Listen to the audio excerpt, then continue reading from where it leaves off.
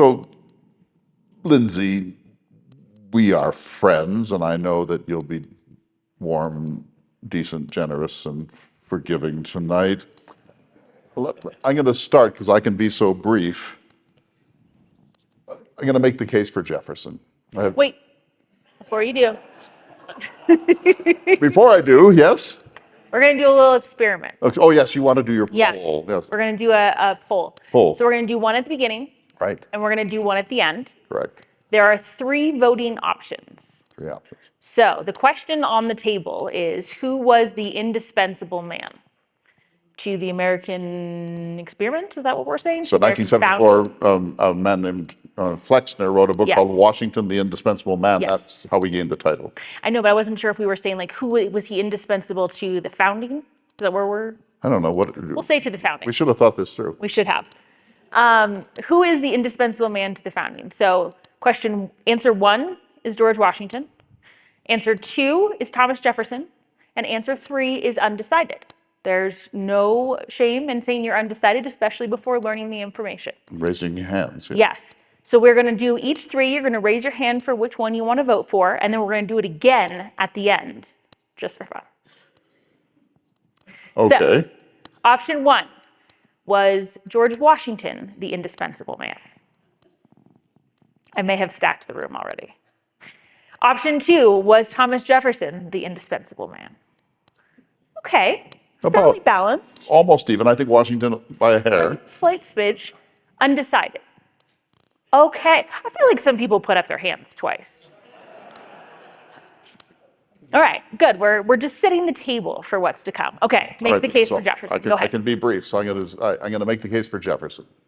Number 1, you all know that Washington had a range of false teeth.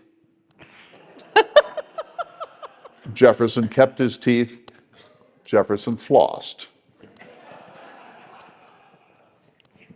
Number 2, listen carefully, Lindsay. I'm listening. When in the course of human events, it becomes necessary for one people to dissolve the political bands which have connected them to another, and to assume among the powers of the earth the separate and equal station to which the laws of nature and of nature's God entitle them, a decent respect for the opinions of mankind requires that they shall declare the causes which impel them to the separation. We hold these truths to be self-evident, that all men are created equal, that they are endowed by their Creator with certain unalienable rights, and that among these are life, liberty, and the pursuit of happiness. I look forward to your quoting the most memorable thing Washington ever did. And I dropped the mic. Please. Well, first, very well memorized. Sorry? Very well memorized. Very nice words. It would be great if they had actually made an impact in 1776. First, I'm going to tell you why you're wrong. Then I'm going to tell you why I'm right. So, the Declaration of Independence is glorious. It is absolutely spectacular. But in 1776, it was written with an international audience in mind, and the war had already been going on for 15 months. It had almost no impact on the day-to-day existence of the American colonies. Instead, it was designed to try and get support by France and Spain by convincing them that this revolution was not against all monarchies, but rather just one. So it has had an enormous impact on the world because that rhetoric that Clay so beautifully shared with us inspired generations of people to conduct their own revolutions across the world. But that is not our question today. Our question is, who is the indispensable man to the founding? And in order for the American experiment to have worked, they needed 2 things. They needed to win the War of Independence, and then they needed to form a government that survived beyond the early years. To win the War of Independence, the United States needed its army to survive. Didn't need to win all the battles, didn't need to capture British ships, just needed to survive. And the main thing that the army needed to survive was George Washington. The troops said as much, the officers said as much, and Congress admitted it. The second key component was a government that would actually work, that would actually empower the government to lead the nation into the next generation. The Constitution was created in the summer of 1787, and everyone present said that the Constitutional Convention would not have happened, and it would not have been ratified if Washington hadn't been present and given it his seal of approval. And lastly, Washington was the only person that could be the first president. Benjamin Franklin was probably as famous, I think, at that point, but he was very, very old, and the American people had the good sense in 1788 not to elect someone that they worried would die in office. It's not supposed to be a laugh line, guys. And instead, Washington was the only person with a national profile and had proven trustworthy to hold that kind of power, because the most famous thing he said twice was that he was retiring. That he was what? Retiring. Retiring. And going home. And I will say that I agree with everything that you said. Great. We can go have fun now. I win. I think that we need to have a kind of a category discussion here. Sure. So, what happens when you break with a social compact and start a new one? So the revolution ends British colonial rule, the 13 original states form a union. The first Constitution, the Articles of Confederation, was perceived to be too weak. They gathered in Philadelphia and produced something that they hoped would be a more perfect union. Jefferson wasn't there. Jefferson was in France. John Adams wasn't there. George Washington was critical to all of this. Stability, winning the war by outlasting Britain, had the stature. There was no politics yet. And so almost every one of the founders realized what an extraordinary man he was. And he was maybe the only man at the time who had virtually universal respect. And he was the president who got unanimous election in the Electoral College. Twice. So grant all of that, absolutely. In addition to nation building in that respect, you also need to have a vision of what your republic is. And I think nobody had a vision as extraordinary, as beautiful, as optimistic, as far-reaching as that of Thomas Jefferson. And I had made a list, but I don't want to spend 3 or 4 hours talking about Jefferson's many virtues. But when we go abroad and Europeans begin to pick on us about America, as they should, we almost automatically channel our inner Jefferson and talk about Jeffersonian democracy. And we love that. And they're not as convinced as we are. But Thomas Jefferson is the dreamer at the center of this business. I'm always surprised that he was ever electable as president of the United States, because he's a dreamer in the best sense of that term, and in a lesser sense because he's a visionary and a quasi-utopian. I'll say this, just wait. What is the vision? I want to know what the vision is. Oh, well, I'll give you the vision, but let me first say that I want to live in a nation that had a dreamer at its founding. I want to live in a nation that pitched its aspirations right to the roof of human possibility.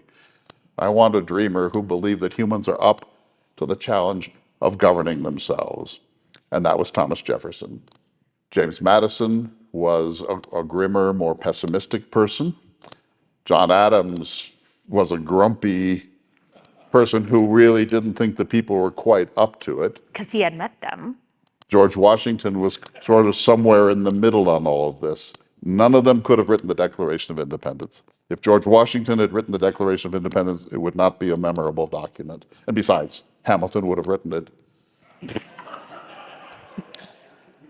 Jefferson is our national dreamer. You ask it what his vision was.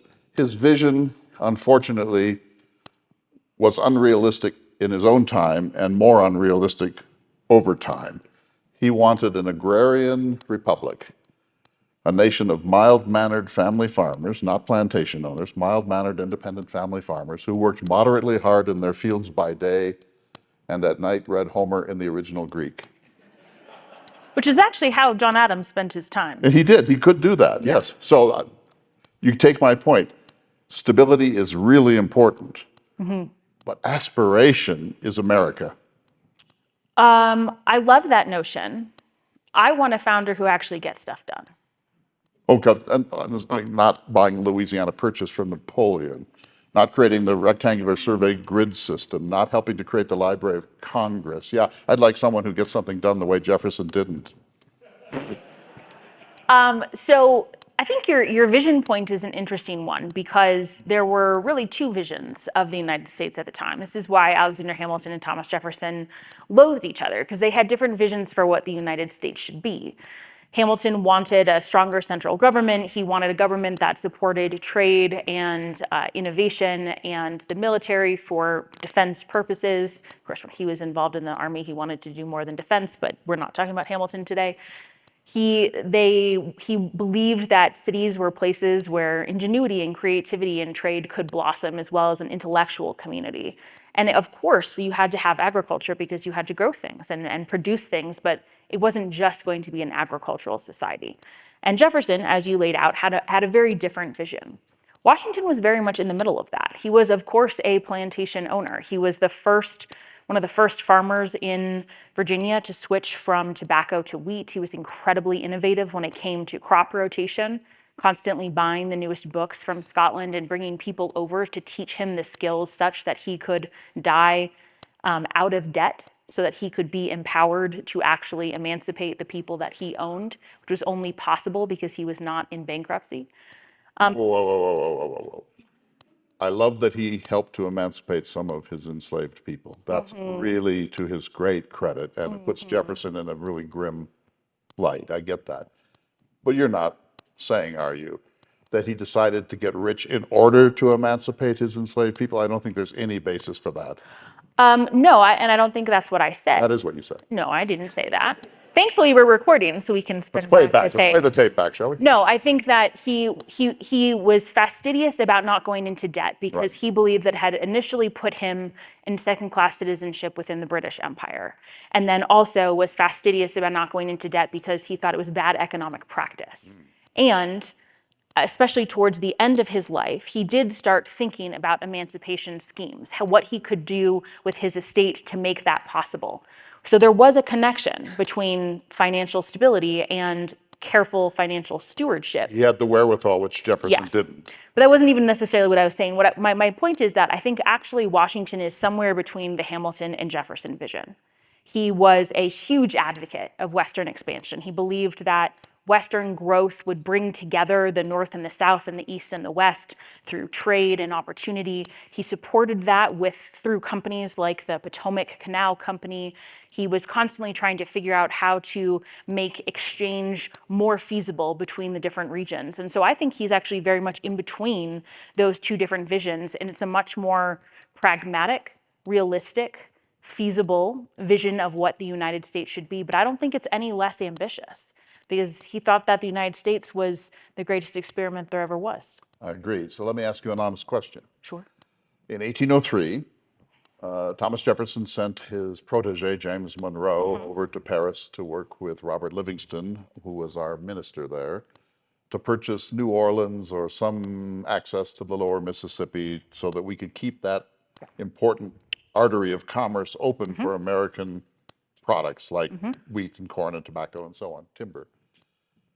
Napoleon made a counteroffer that he would sell the entire Louisiana territory for $15.6 million, 3 cents per acre. Jefferson was a little hesitant about this because he wondered about the constitutionality, but he did it, partly because James Madison said, "Are you nuts? You got to do this. Double the size of the United States with a single stroke of your pen. Of course you're going to do this." Do you honestly think that George Washington would have done that? Yes. Do you think that John Adams would have done that? Yes. No. Do you think that James Madison would have done that? James Madison? Yeah. Yes. No.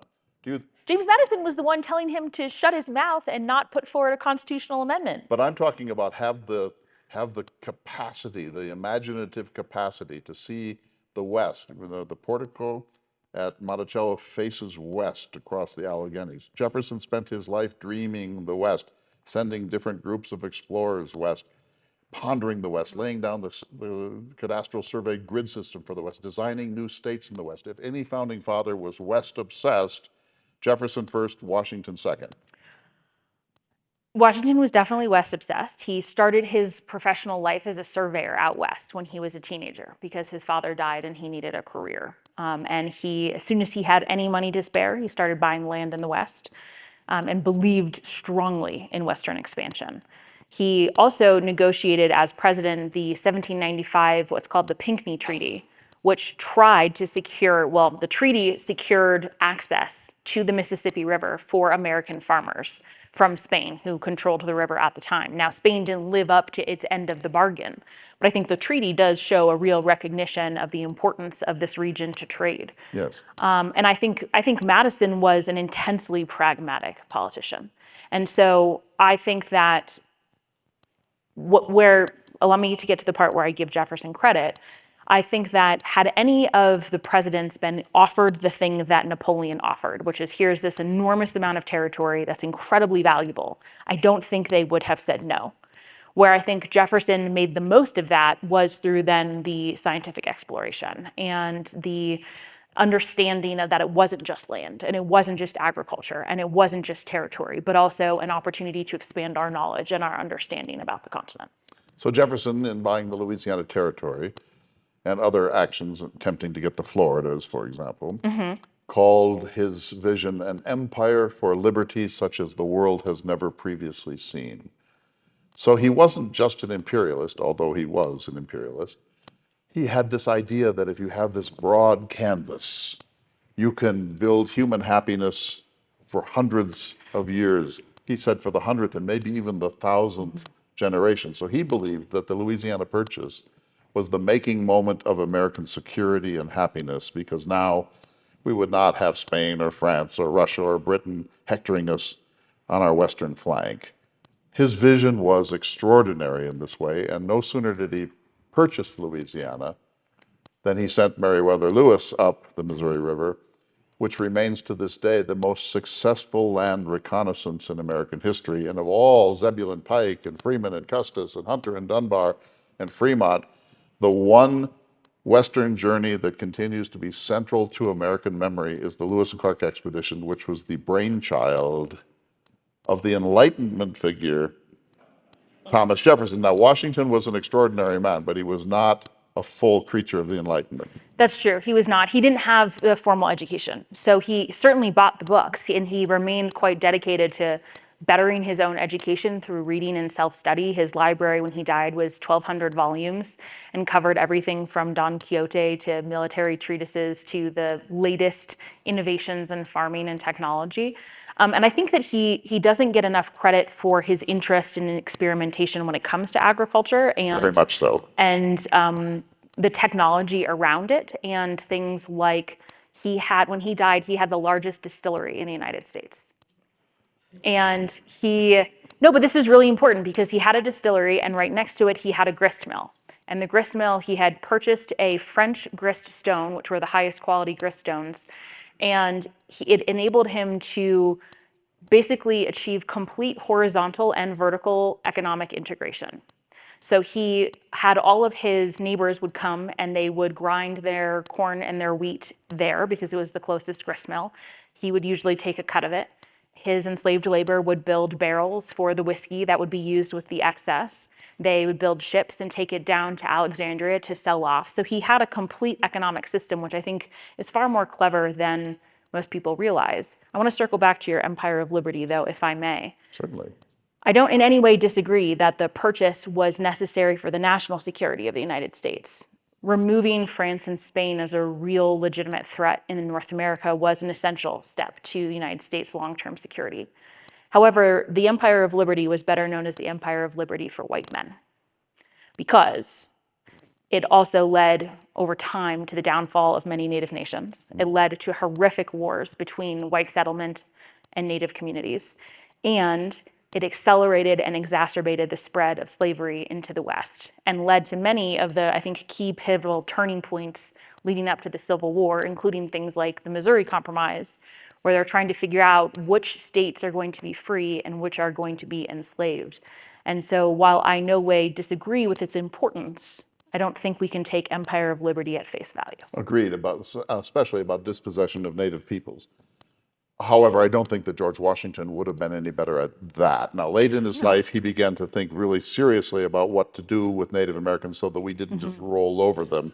Jefferson had his own schemes. They were much less practical. And I think one big difference between the two is Washington is eminently practical and Jefferson is more of a visionary in both the really good sense and sometimes like bubble-headed theorist. And I think a lot of people thought Jefferson was a great philosopher. And one of his critics in the Federalist Party said he would have been a great president of a college or a female academy, but he should never be given the reins of power. We get that.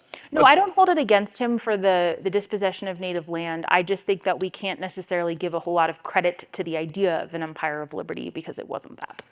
Indeed. And of course, Jefferson and Washington were both owned hundreds of other human beings, bought and sold them, chased them down when they escaped, were vindictive when they weren't loyal, and so on. But Washington had one great advantage over Jefferson. At the end of his life, he really said, I've got to figure out a way to free some of them somehow. And it wasn't exactly the most bold thing that he ever did, but he did work at it. And I think I give him great credit for that. But back to his model farm. True, it's a prosperous farmer, an innovative farmer, but he wasn't presenting that as a model to the nation. I mean, you make it seem like all good farming emanates from Mount Vernon. Not so at all. Jefferson was also working in some of these ways, but he was always bankrupt because he always spent way more than he took in. And he also had this view that next year's crops are going to be great. Washington made sure that he prospered. And in fact, when he was in the war, you know, for example, at Valley Forge, he would send these long letters to his farm managers, angry, telling them, you shouldn't have done this, and next year I want you to do that. He was really managing his business He all the would time. dictate the crop rotation while, like, at headquarters, because he wanted to ensure that, the idea of allowing certain fields to lay fallow to recover was a new one, and he was one of the earliest people to adopt that, recognizing they didn't exactly know what it was in the soil that was being depleted, but they knew it was something. And so he was a total control freak about his farming, even when he was in the middle of the war. Let me change the subject slightly. Thomas Jefferson was enamored of neoclassical architecture. He built Monticello, which is still regarded as one of the finest Palladian homes in the world. You can roll your eyes, but you're envious, I know it. That misshapen pile called Mount Vernon. Okay, so we had this conversation earlier, but it bears repeating. Monticello is extraordinary if you are Jefferson. If you get to live in his beautiful suite with his amazing office and his study and the unbelievable windows and the great view and greenhouses and the it's terrace. spectacular. If you're anyone else, including his children or his grandchildren, it was terrible. No. The windows are at foot level because he wanted to ensure the outward symmetry, and he couldn't have them have appropriate windows at eye height. Their rooms were cramped and tiny. It was terrible. So if you are Jefferson, yes, Monticello is lovely and comfortable. If you are anyone else, Mount Vernon is a far superior place to live. It's a hopeless exaggeration, but I'll let it go. Because you know. Also, have you seen the view of the Potomac? I have seen the view. I do love Mount Vernon, but come on. He's not on the nickel, I'll tell you that. I'll take the $1 bill any day. But that's just actually takes more than 5 cents to produce a nickel. Thank you for that. You're welcome. Yeah, really on point. I want to make sure you learn something new every day. So, in addition to the Palladian magnificent domed structure that Jefferson built. Also, the dome is ridiculous. In addition to all of that, and his experimental octagonal home at Poplar Forest, which is the triumph of mathematics over good sense, I'll say, but magnificent. I love it there. You should be a real estate agent. That's a great selling point. But of the 50 state capitals in the United States, including the one here in Denver, 46 of them are neoclassical domed structures because Jefferson's influence on public political architecture in the United States was gigantic. And what was Washington's influence on public architecture? There's this place called Washington, D.C. Which Jefferson helped to lay out. Maybe some of you have been. Jefferson helped to lay it out. No, I don't disagree that Jefferson's impact on architecture was. I don't disagree with that. I don't know that I would consider that to be an essential part of the founding. Oh, absolutely, because Jefferson believed that humans should commit themselves to order. When were most of the capitals built? Well, long after his death. So they weren't related to the founding. Oh, you want to stay in the founding? I was just trying to bring us back to our initial question of debate, that's all. Yeah, indeed. So there's that influence.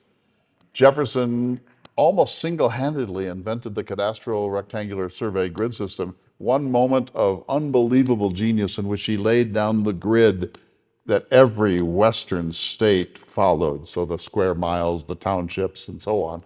This is Thomas Jefferson because he had a rage for order. And in addition to that, he wanted every Western state, because he had seen the problem at the Constitutional Convention of the big states and the little states, tiny little Delaware and Rhode Island versus Virginia and Pennsylvania. He said, since we haven't developed the West yet, let's do it right. Let's have every Western state be perfectly square and identical in size. Problem solved. Didn't quite get his way, but here in Colorado, rectangle. So you are a good man of the West. Yes. You are a knowledgeable steward of how the West was built and developed. Yes. Do you know how most Western farms were tilled and developed? Yes, I do, with Jefferson's experimental plow. What was the animal pulling it? What was the animal pulling it? The American mule. Do you know who was the creator of the I American think mule? I do now, yes. So this is actually a great fun story. So Washington recognized that horses need a lot of food. They tend to get hurt more easily, and they don't have as much stamina. And so he wanted to breed a new something, and he asked for the Spanish king to send him a Spanish mule, which tended to be a little bit smaller than he wanted for American purposes. So he bred the Spanish mule, whose name was the Royal Gift, with American horses, and produced the American mule.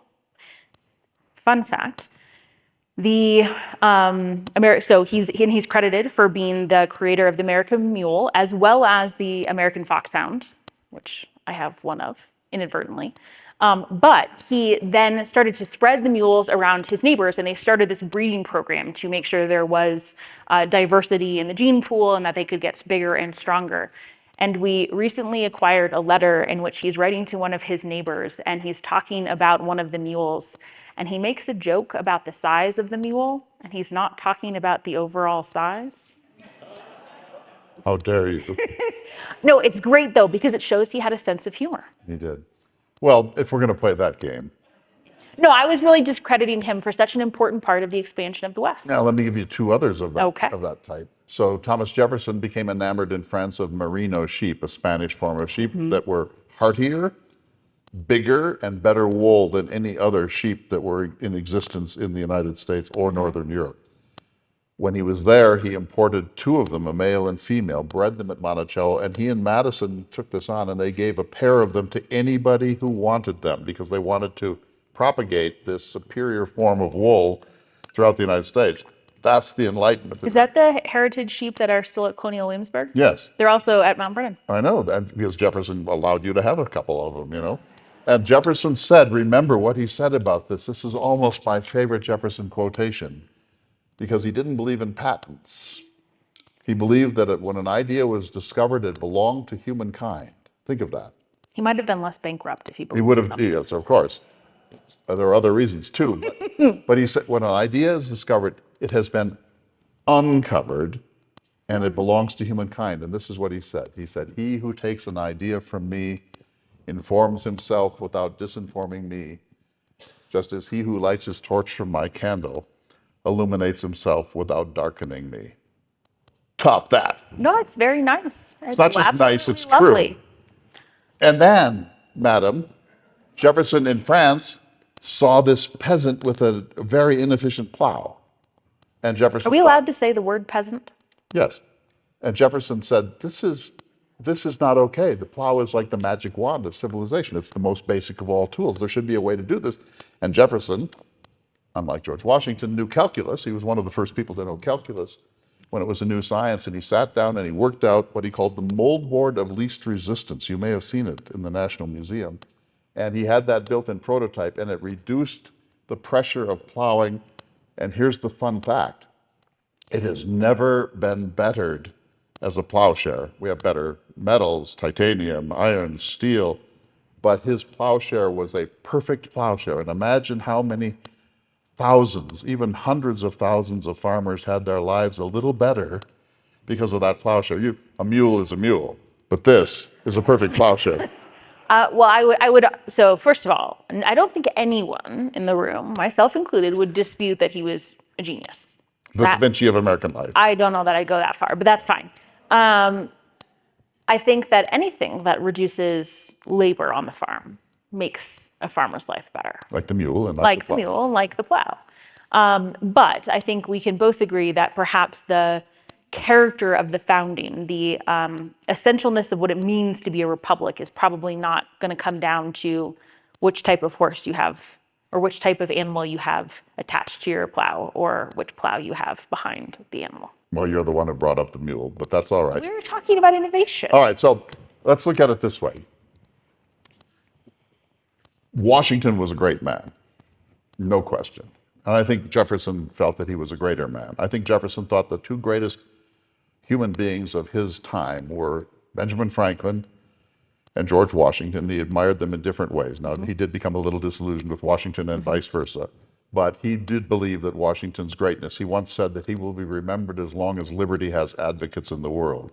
And he loved that Washington was the American Cincinnatus, that he was able to break his staff, his sword, and go back to his plow. You remember more than anyone that at that time, after the war, Washington resigned his commission, which almost never happens after revolution. And when that happened, Jefferson said, this cements his greatness forever. And even George III in England said, if that's true, he's the greatest man of our time. Jefferson understood that, and he admired that. No question. He admired Franklin for other reasons. But we don't just want stability. We want soft power. And Jefferson is the king of soft power. America is going to be a nation that aspires to be more just, more beautiful public buildings, a finer sense of due process and checks and balances in government. And let me say this, in addition to writing the Declaration of Independence, talk about the founders, Jefferson wrote the Virginia Statute for Religious Liberty, which was passed into law in 1786, and it is regarded as maybe the most important document in the modern history of religious freedom. That's pretty amazing, and that is influencing the future from the founding generation. So many things to say. Go. So for those of you who were here earlier, you heard me say that I actually think Jefferson's greatest contribution is the religious freedom contribution, because I think it's his most unadulterated contribution in a way that is really hard to push back on, and one where I think his ideals actually match his practices. The way that he lived his life is consistent with those values in other areas of his life where he fell short. And I think that Washington agreed that it was an enormous contribution. And as president, in his first year, he received a letter from the Truro Synagogue in Rhode Island, which is one of the oldest synagogues in. This is Washington. Yes, oldest synagogues in the United States, and they were asking about religious freedom. And Washington wrote an extraordinary letter back as president, expressing his commitment to their religious freedom, to their right to practice, and committed his efforts to ensuring that would be a part of the American experiment, which is my opening to say that I think we sell Washington a little bit short if we don't appreciate the soft power that comes with every single element of the presidency he had to flesh out, which are, one, how do presidents treat other types of faith? How do they treat people who have different economic, religious, educational, cultural experiences? Washington was quite meticulous, and during the presidency, he visited every state. He waited until Rhode Island. He refused to go to Rhode Island until they ratified the Constitution because he could do petty quite well. And then once they did, he did visit. And he took Jefferson and Hamilton along. He dragged them along, which must have been pretty funny. It's like when a parent takes your squabbling children on, makes you go on a trip or something.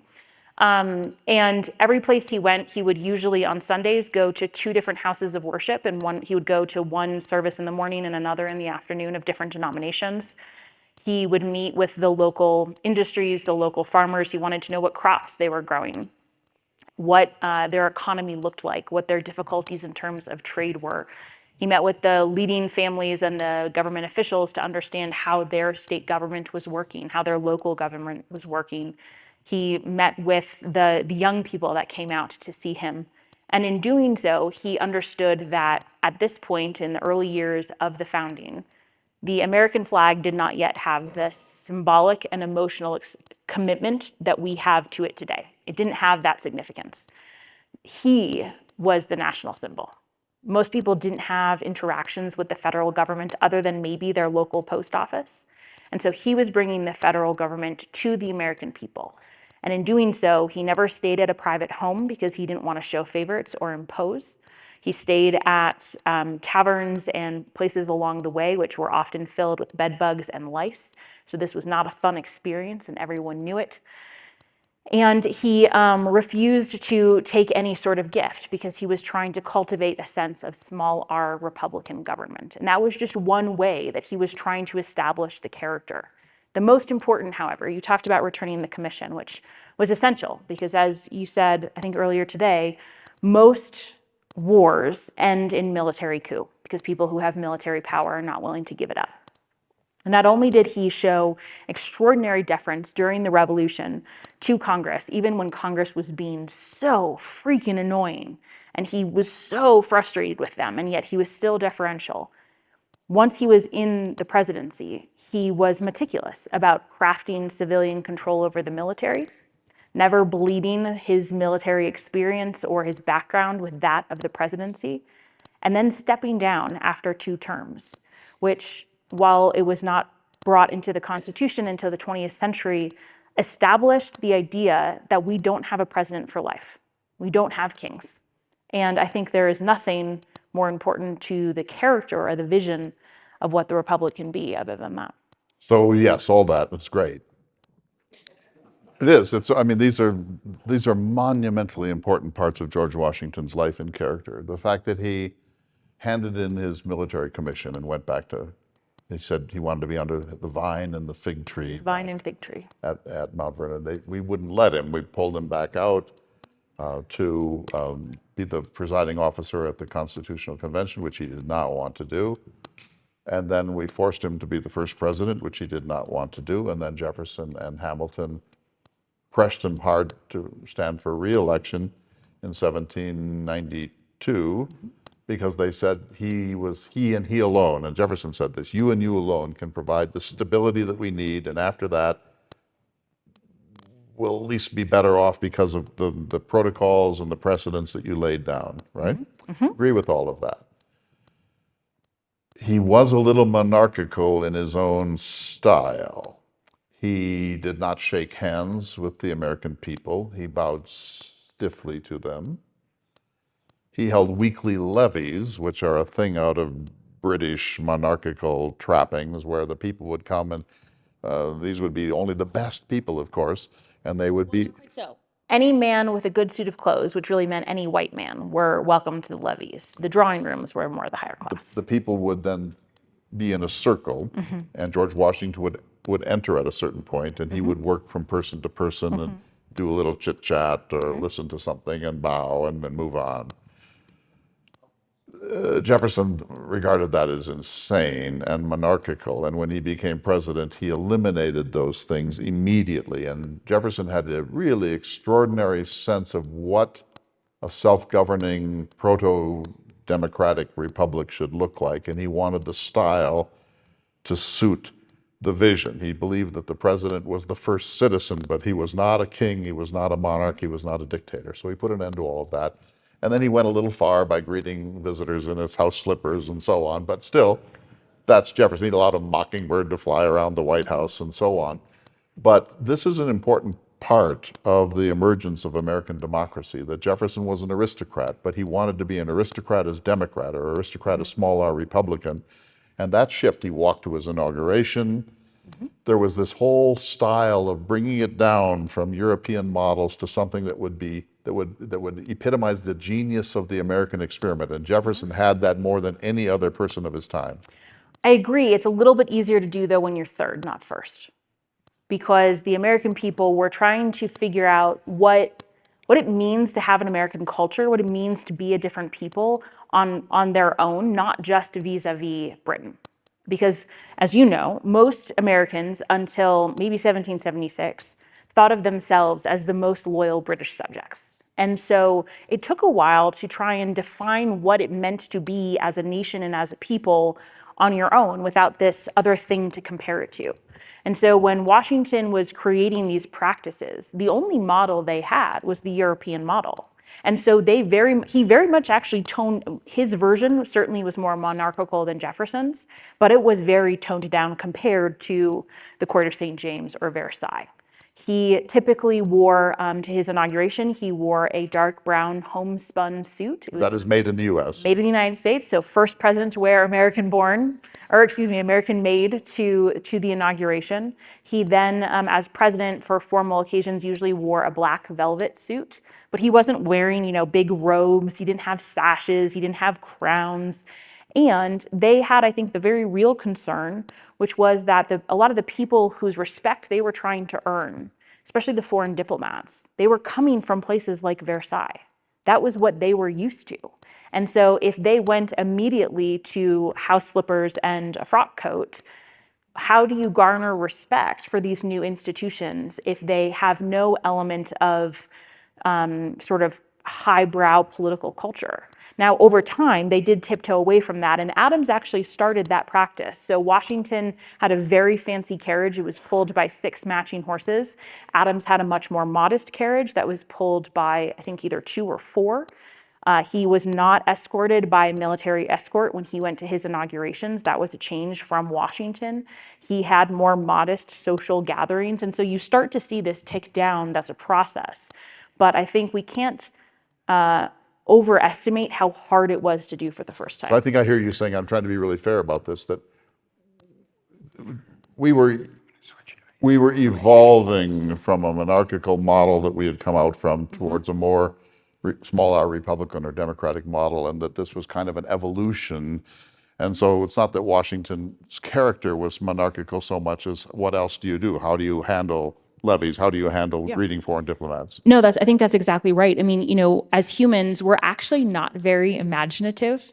We have a really hard time seeing something until we've seen it happen before, which is one of the reasons it's so important to have, representation at higher levels of people who look very different, because you need to be able to see that it is possible in order to aspire to it.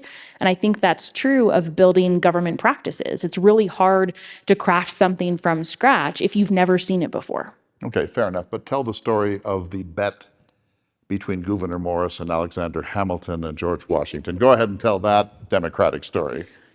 I would never suggest that they were Democrats. So Washington was known for his reserve, his aloofness, and that was actually really the standard of Republican virtue at the time. This is small r Republican virtue. And it was one of the sources of his strength. Yes, because he had a great poker face.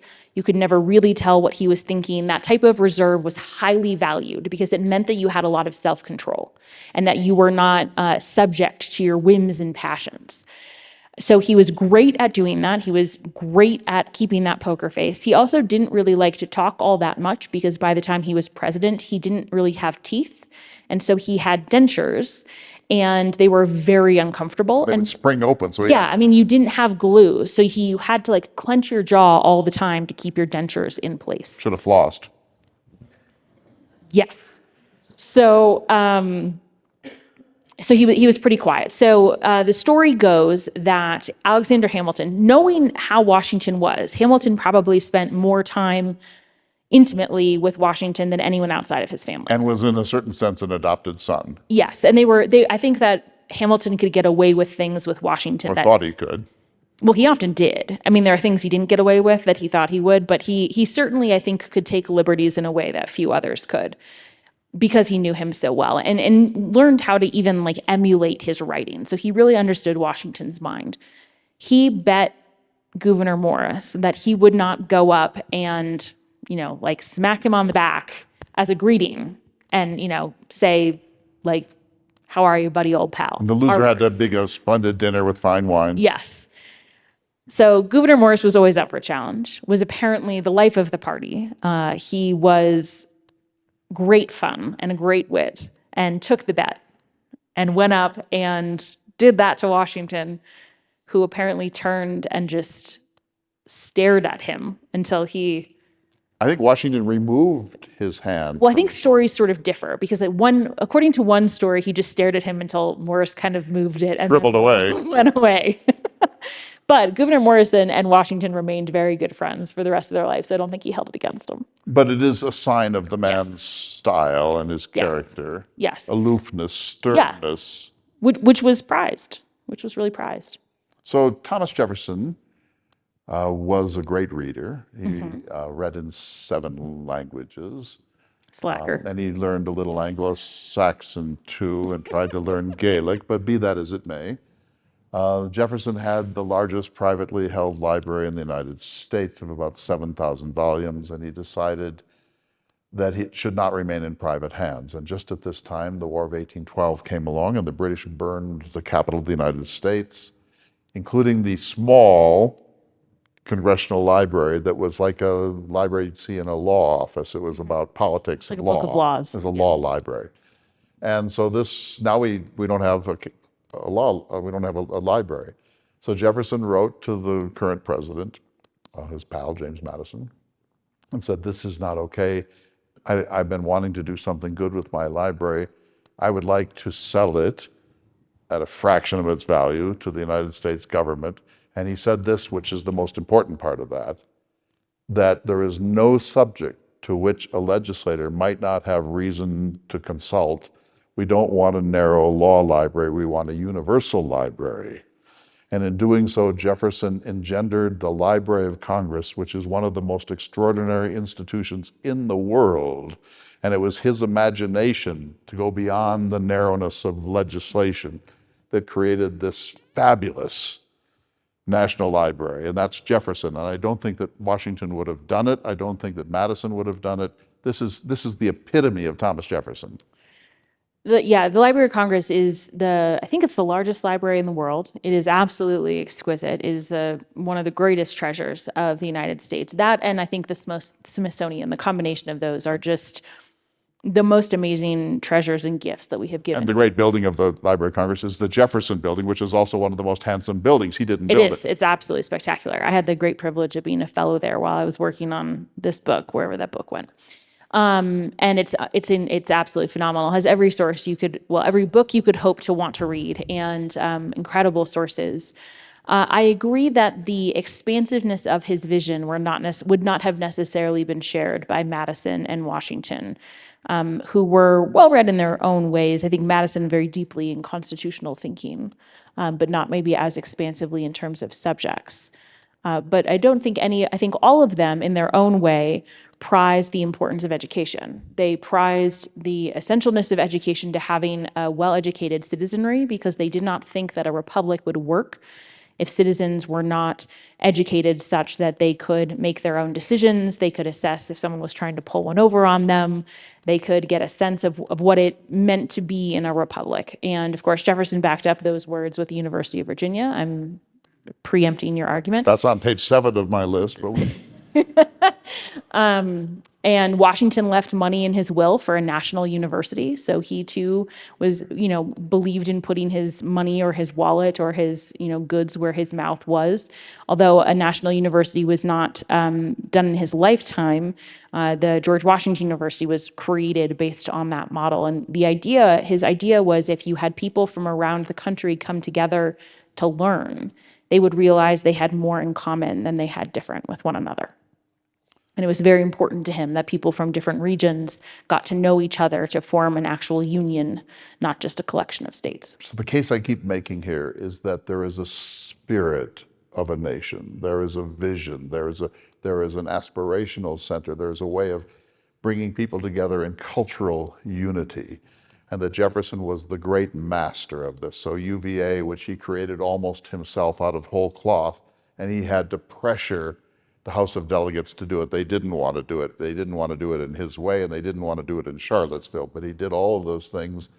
And the university is not only one of the top 10 universities in the English-speaking world, but its architecture has been the basis, the model of the lawn and the campus of most of the public universities that were created in the United States. In addition to that, Jefferson, and I know that I trump you here because Jefferson was America's first great wine connoisseur, and he brought in Bordeaux's and Burgundies and Montepulciano and so on. And poor Washington was drinking port and Madeira. And Jefferson, whiskey. And Washington went as president. One thing I love about Washington is he was humble and he knew his limitations. And so as president, he knew he was underread. He turned to Madison and Hamilton to help him with the most important papers, which I think it makes good sense. But he also would write to Jefferson and say, I don't know much about wine. Can you give me any advice? And Jefferson would write a 12-page letter saying, here's what you want to order. Allow me to take care of this. And Jefferson brought French wine to the United States. That alone is worth dropping the mic.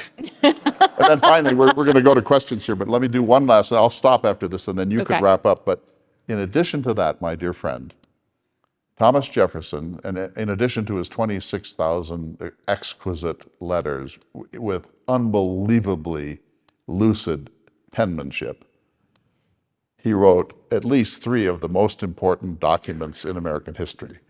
He wrote the Declaration of Independence, and my view is that nobody else could have done that in the way that made it immortal. Secondly, he wrote the preamble for the Virginia Statute for Religious Liberty, which ranks with Milton's Areopagitica as one of the greatest statements in history of human freedom of conscience. And then he has his first inaugural address, which is just world class. If you add up the best inaugural addresses in American history, Washington is never in that list. Jefferson is, Lincoln is, especially the second. Mm-hmm. Washington's inaugural addresses are great, but what I love about his second inaugural address is it's like, 128 words long or something, and his second inaugural address is sort of, if you don't know me by now, and he's out. But you will admit that Jefferson is the pen of the American dream. He was an exquisite writer. I would never deny that, nor have I tonight for any stretch of the imagination. I think that the ideas that he put forward would be forgotten by history if he didn't have people to actually implement them. Like Madison with the Virginia Statute for Religious Liberty. So Madison was the one that actually got it done. Because he understood Jefferson's brilliance and he believed in it and he wanted to make it happen, but he was the one that actually got it done. So I want to circle back to one thing you said, and then I want to end on one other note. He talked about Washington's wisdom of asking Madison and Hamilton for advice. And I think Washington's greatest leadership contribution, in addition to knowing when to go home, was, as you said, an understanding of his own limitations. It takes someone of tremendous, I think, courage and humility to know where you're right and where you need help. And so he surrounded himself with people who were better educated, probably smarter in terms of pure IQ, who had different experience and knowledge, and he sought out their input and didn't make decisions, especially in difficult moments, until he had sought out multiple perspectives. He didn't want them to be yes men. And that was the foundation of his presidency, but in particular, the president's cabinet. And I think the cabinet is one of his most underappreciated contributions. It was the subject of my first book. And the idea behind the cabinet was that no president can understand all the different ways that is possible to be an American. And so you have to surround yourself with different perspectives to help you come up with solutions to nearly impossible problems. And the best presidents have emulated that model, including Lincoln, and I would say Theodore Roosevelt and Eisenhower. They have surrounded themselves with people who knew different things and sought out their wisdom. And that is an incredible contribution. Where I want to end, however, in terms of a vision, is a document that I'm sure all of you read in school. And it has remained one of the most prescient documents in American history. While Washington did not do all of the writing, he's actually often does not receive enough credit for what it said, because he gave very explicit instructions to Alexander Hamilton about what was to be in this document. and then edited it heavily time and time again. And that is the farewell address, in which Washington both, I think, established a vision for what the United States should be in the world, but accurately and with unbelievable wisdom predicted the two things that could potentially tear apart the American people, which is if they allowed their partisan identity to overtake their American identity. It's not a warning against parties. It's a warning against allowing partisan spirit to become more important than your American spirit.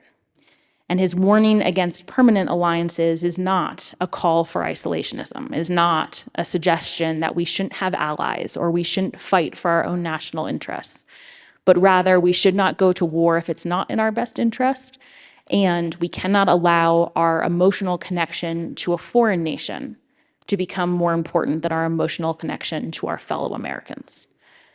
So that's a pretty powerful message for future generations. I think we should take some questions. Before we do, vote round two. Okay, so remember your three options. Washington 1, Jefferson 2, and if you are still undecided, that is okay. So, was Washington the indispensable man? Was Jefferson the indispensable man? Still out there. Undecided? Looks about even. Undecided? Washington wins. Just by a scotch. By a No, hair. I think by 60%, I would say. And Okay. only for a moment. And only for a moment. Questions? I find Washington fascinating because, among other things, I think he's one of the rare people in human history who voluntarily gave up immense power. I've always felt that a number of what I consider flaws in the Constitution are the result of the framers having Washington in mind for president when they wrote Article 2. While they put some guardrails in case of abuse of the office, I feel they didn't quite foresee someone, say, like our current president being elected. And do you have any thoughts on that? Just one quick thing and then you take it. But Washington's presence as the presiding officer of the Constitutional Convention in 1787, I believe, cuts both ways. It brought the credibility without which maybe it couldn't have been done, but they all were tiptoeing around the great one, and they didn't put in the guardrails that they might have put in if they hadn't had him there. I think that's true. I think his existence also cuts both ways because as they were getting towards the end of the summer and they had been in Philadelphia for several months, they were hot, they were tired, they were grouchy, they wanted to go home. They had been debating for, the details, especially of Congress, for so many months.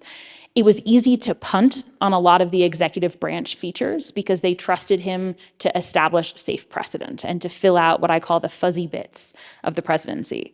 And so as a result, most of our executive branch expectations are norms and customs. They're not actually written down. Now, there have been more statutes that have sort of codified some of these norms and expectations. But, for example, to bring back one moment from season 1, at one point, Trump held up a can of beans in the Oval Office and was supporting this particular company, and because they were a supporter of him. That's not illegal. There's nothing that says in the Constitution or in a statute that a president can't promote a particular brand. We just expect them not to do it. And so many of the precedents that Washington established were, and I think most of his successors have followed them pretty closely, but it does count on a particular amount of goodwill and good faith by people in office to continue to adhere to that level of character.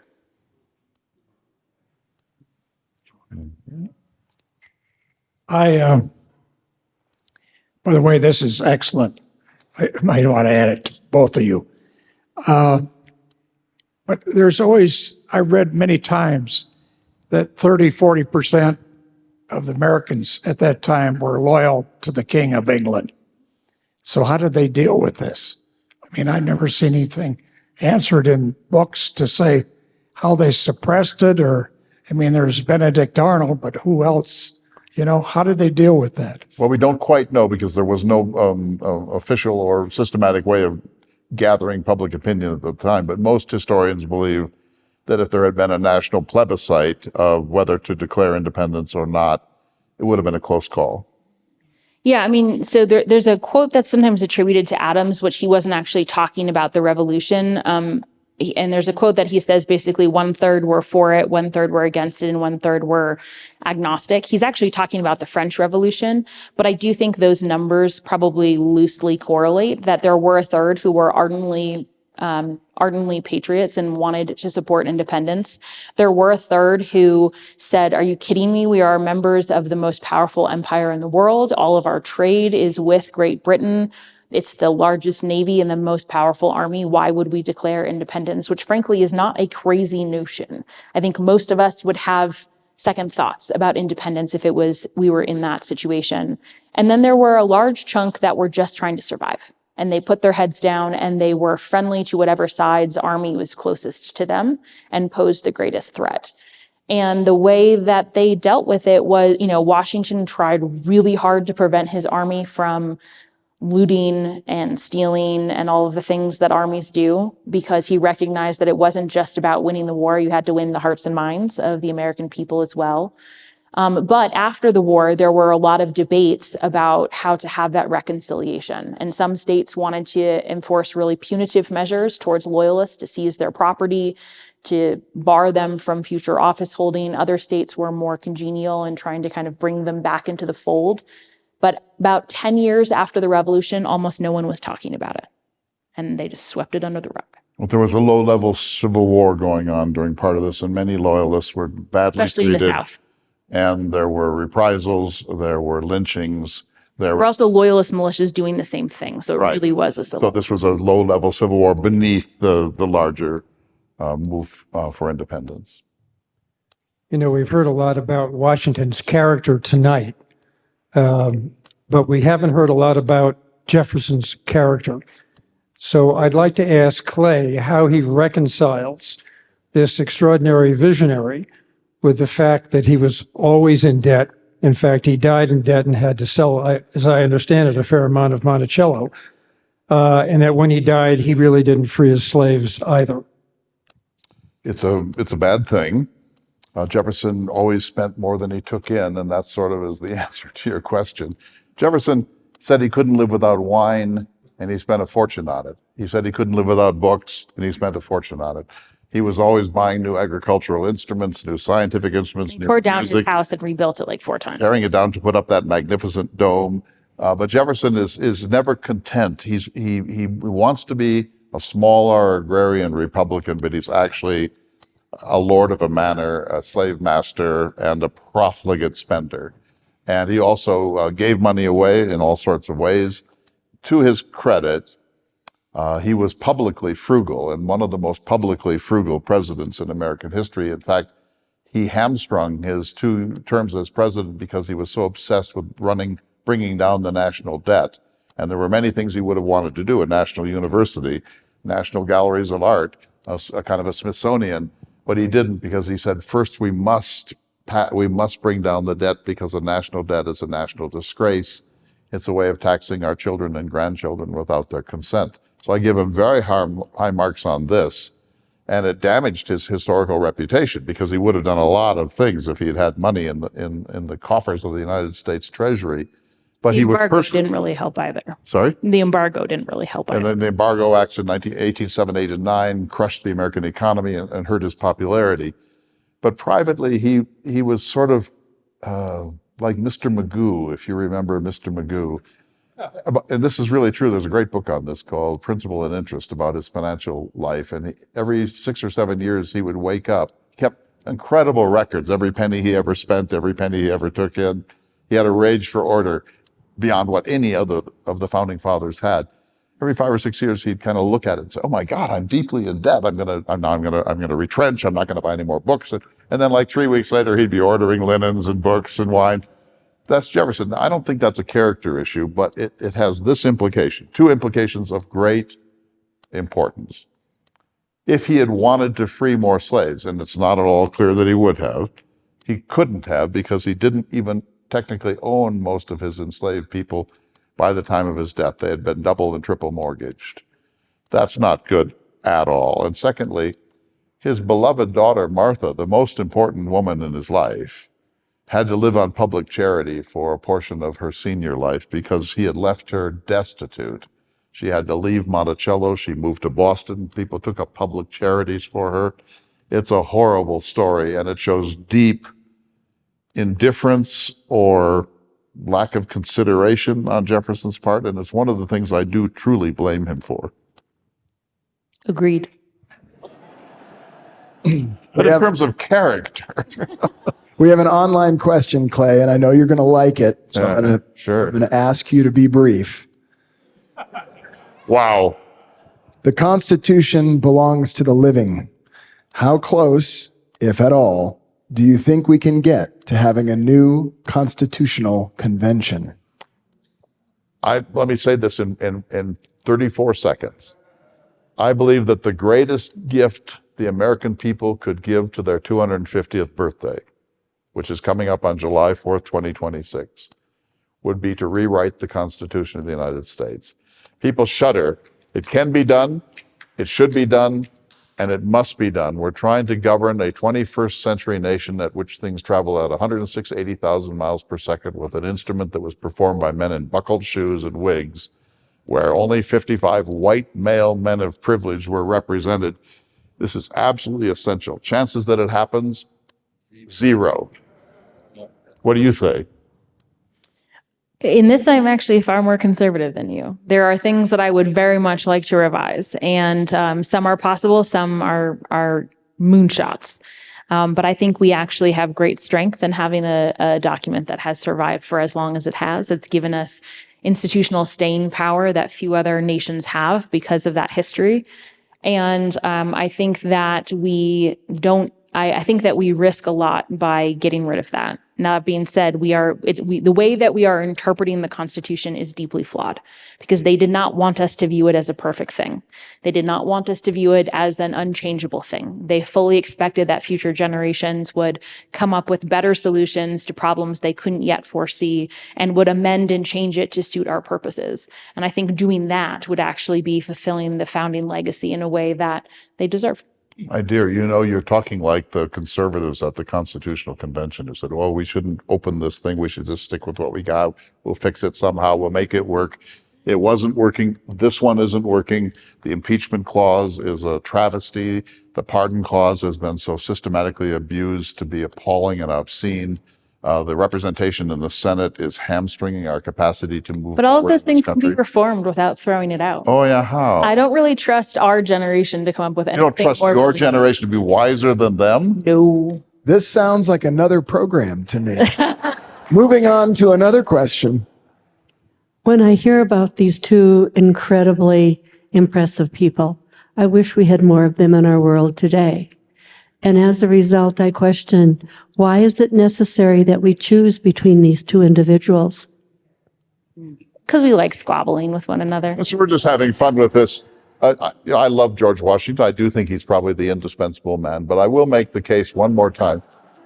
No, truly, I have always felt that. I think that Washington is the massive credibility and stability that allowed us to make this really difficult and fragile transition from a successful but debilitating war of independence to something like a stable government. And Lindsay's first book is a brilliant exposition of how he went about that, creating the precedents and the norms which have governed us mostly through American history. But on the other hand, I just believe in dreamers.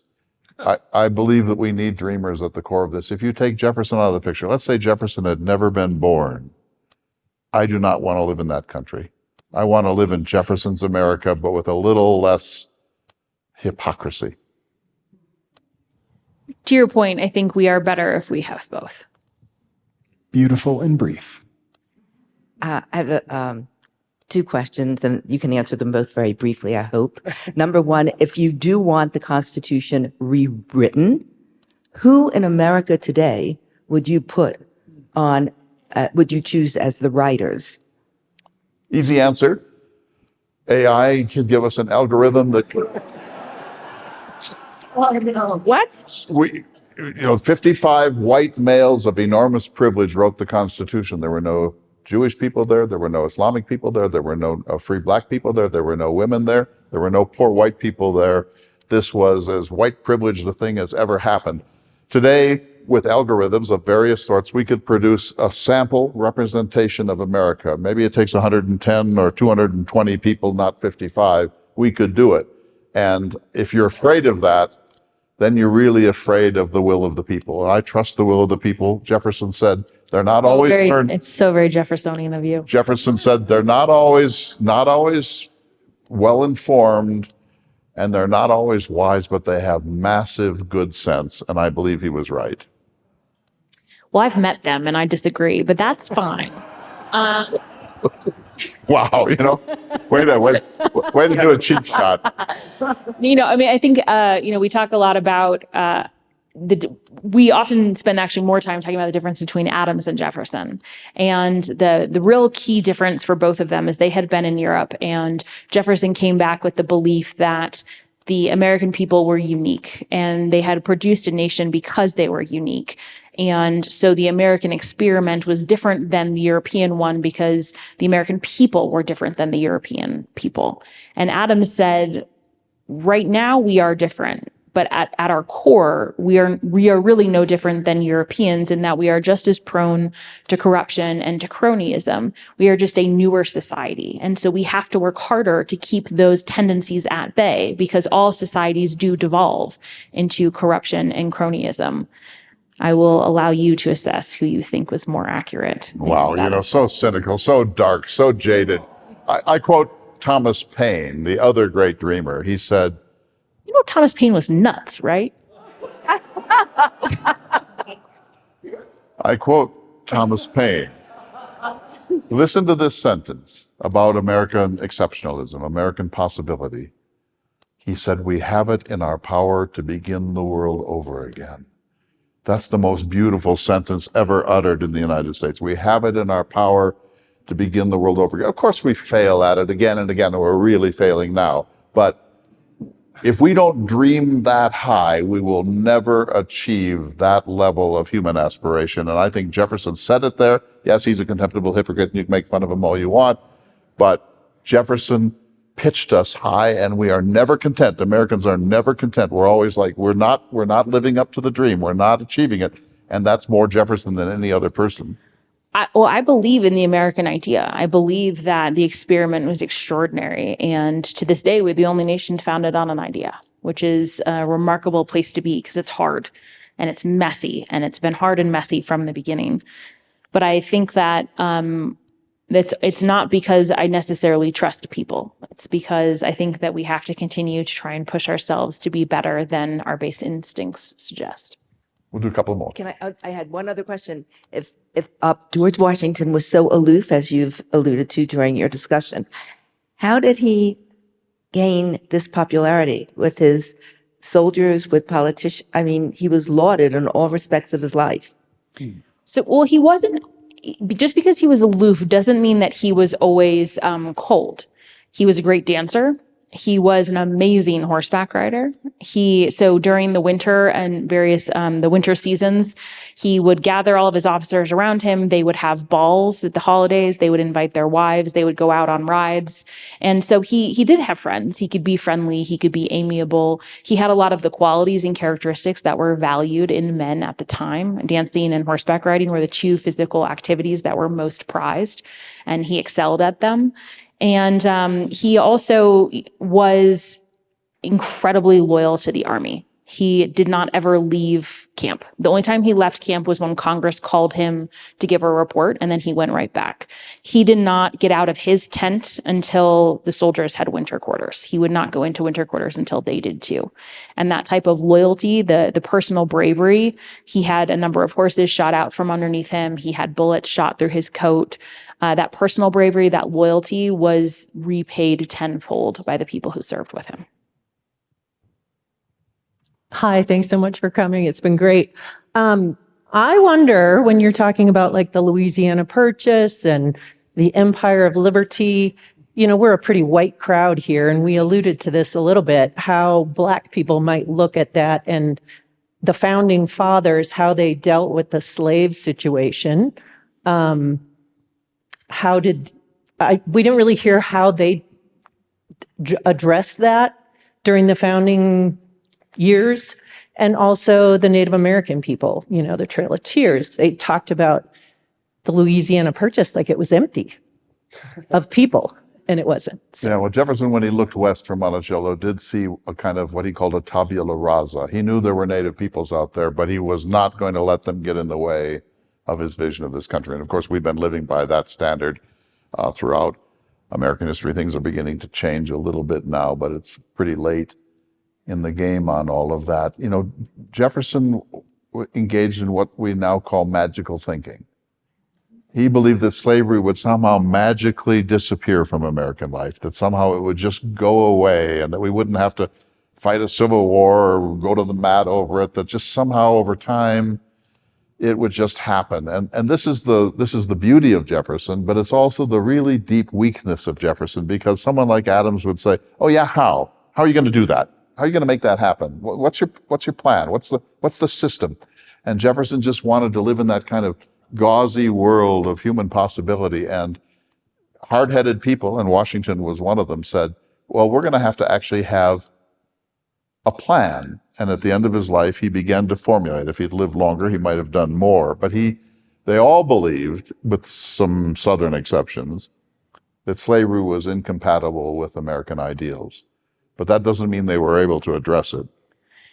Yeah, there were a number of shifting things that happened in this founding period. One, as Clay said, most plantation owners sort of detested the institution, even if they personally benefited from the labor. And they were not always clear how to extract themselves, because often so much of their wealth was intertwined with the enslaved population they owned, and they didn't want to give it up. Washington's ideas about slavery shifted dramatically over the course of his life. Early on in his life, he bought and sold with little thought for how it impacted the people that he was buying and selling. By the end of his life, he was no longer doing that. He was no longer moving people such that it would break up families. He recognized family units and marriages. And of course, in his will, he emancipated over 100 people that he had legal control over. And that is largely a product of the incredible valor with which Black soldiers fought in the Continental Army. He saw the soldiers fight with incredible bravery, often for their own freedom. And it started to change how he thought about race. And also, as he was seeing free Black communities, seeing that was possible. So it changed how he thought about the possibilities. Two, I think, important things happen at this time that start to shift that. One, the Constitution embeds inequities in the system based on slavery, and it was one of the compromises they made in the Constitution because the southern states demanded it, and many northerners, and Washington included himself in that group, felt that if they didn't make those compromises, states like South Carolina and Georgia would leave. Now, whether or not they would have actually left is actually something that historians debate. But I think the important part is that they thought they would leave. So they felt that these compromises, including the 3/5 compromise in the Constitution, were required. And that gave a structural incentive to Southern states to continue this practice and to continue to increase the number of enslaved people they owned, because it increased their political advantage. Around the same time, there was also the invention of the cotton gin, which fundamentally changed how agriculture was done in the South, made more labor possible, made it very much in demand. And so as northern states were having excess labor because they were shifting from tobacco to wheat, they would sell those individuals to the South, where they would be used for cotton, rice, and indigo. And so as a result, you see a shifting attitude about slavery, where they talked about it being a necessary evil to a positive good. And by about the 1820s, that shift is complete. And I think the window for emancipation short of a civil war had closed. Agreed. Jefferson hardened over the course of his life. Just one last thing about this. Jefferson believed absolutely that slaves must be freed. He wasn't quite sure how we did it economically and whether there needed to be compensation, but his biggest concern was, what do you do with free Blacks?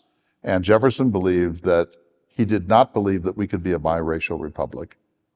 Listen to that. Jefferson did not believe we could be a biracial republic, and so he advocated exporting freed Blacks either back to Africa, Liberia and Sierra Leone and so on, or to Haiti, or possibly to Cuba, or maybe even a homeland in the American West. But, I hate to use terms like this because they're so damaging and volatile. But Jefferson was a white nationalist, and he didn't believe that he wanted to share the republic with free black people. And we hate to have to admit that, but it's irrefutable. It is, and it's a key difference with Washington, because one of Washington's ideas was, could he sell his land to Scottish farmers and then have them pay the enslaved people that he emancipated to work the land? So one of his ideas inherently included black people continuing to live on the land. It was not possible because he couldn't get the Scottish farmers to come over.